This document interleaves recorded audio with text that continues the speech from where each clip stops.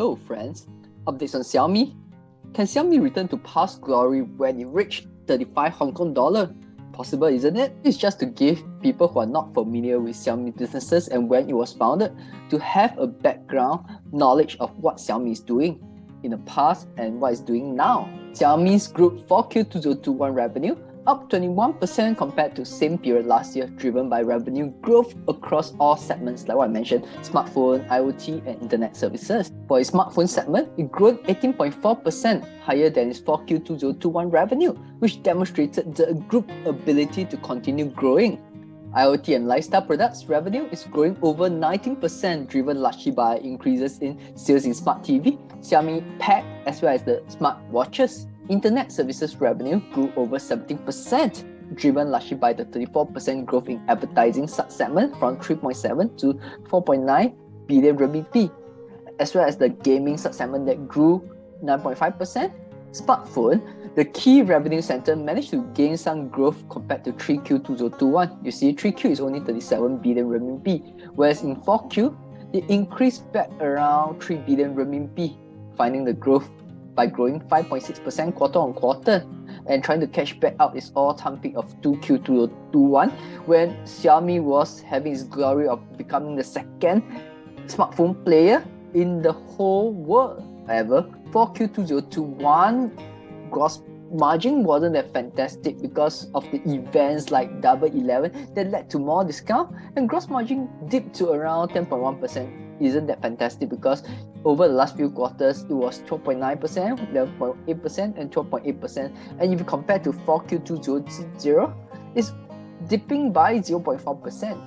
Considering that revenue growth in 4Q 2021 compared to 4Q 2020, the gross profit number increased by over 500 million RMB for the smartphone sector. That's good. The gross margin for IoT and lifestyle product actually recovered from 11.6% in 3Q to 4Q of 13%. This is good because it's also comparable to that in 2Q 2021. Quarter on quarter wise, it's also fantastic because IoT segment grew almost 20% to 25 billion RMB, which continued to be a key segment of Xiaomi, being ranking the second largest business segment after the smartphone segment. Xiaomi's improving position in smart TV would also help in its internet services division, as what I mentioned earlier, and considering that internet services gross margin is very high, I will touch on it later. For its IoT business, Xiaomi is still able to find growth segments like that in the notebook,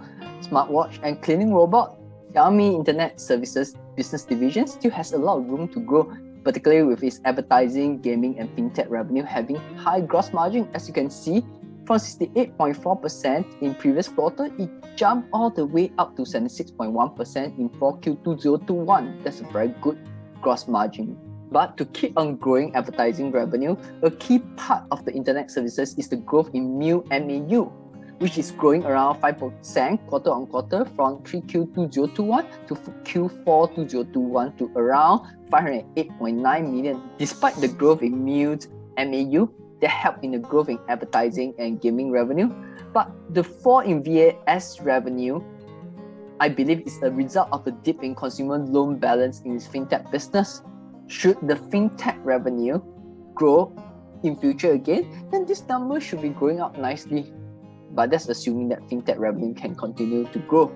To consider a position in Xiaomi now, one has to have a view on whether Xiaomi can successfully execute its plan to compete with Apple on the premium product range, particularly for the smartphone, as well as increasing its internet services as a larger percentage of its aggregate revenue. Right now, Xiaomi's revenue from internet services only around 7 to 8 billion RMB out of aggregate of 85 billion RMB.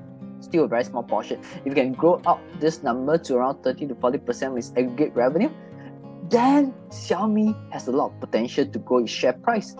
If we just digress to take a look at Apple's financial statement, we'll see that Apple alone is commanding over 30% gross margin in its product segment, whereas for its services segment is commanding almost 70% gross margin, similar to the internet services division.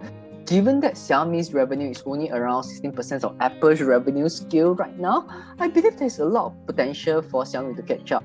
Over a 6-month time frame, Xiaomi obviously is not well loved by market participants given its poor narrative due to shortages of chips impacting on sales, which was also poorly articulated by the management during the earnings call. This area circled out is the price falling badly after the release of 3Q 2021 results. This area is circled out for price fall in connection to the Russia-Ukraine war, as well as the fears over COVID lockdown impact on China's economy. Given the potential in Xiaomi over long run, I believe Xiaomi could narrow the price gap between Apple and itself. I will continue to load Xiaomi shares in addition to my initial stake on general market bearishness over Chinese tech stock, as long as price is below 15 Hong Kong dollar. As always, this should not be construed as any investment or trading advice. Thank you. Do subscribe to my YouTube channel and do give a like if you like this video. Thank you.